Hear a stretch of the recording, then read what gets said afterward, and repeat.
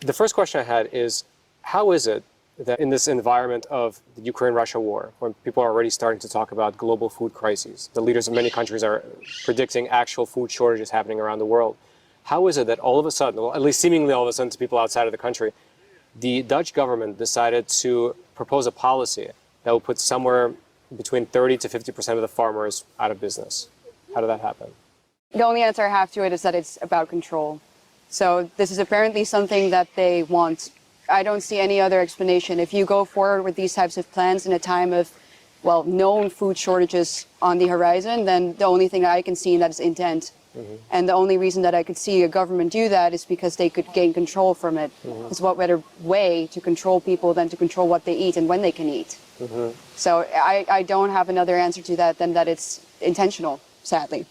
So you're saying it's about control, but can you go a little bit deeper on that? How does the government actually gain control by putting all these farmers out of work? So obviously there's an agenda against meat in general. It's cattle farm that they're trying to come after, and there is a global agenda pushing for us to eat insects, but also eating fake meat produced by people like Bill Gates, for example. There are some ties also with Bill Gates and the Dutch government that are, I think, very interesting to mention. If you decide what people eat, and if there are food shortages, for example, what could happen is that they introduce some sort of food stamp system.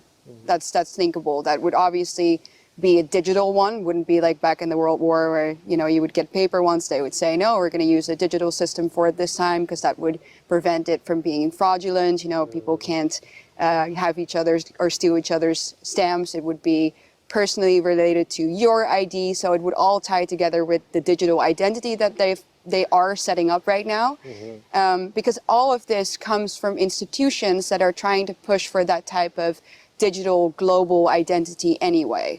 So that's, for example, a way that I could see that this would happen. They could do that with food stamps, but they could do it, for example, with energy as well. So obviously we're also having an energy crisis, and they would use terms as equal distribution of wealth, equal distribution of energy, equal distribution of foods.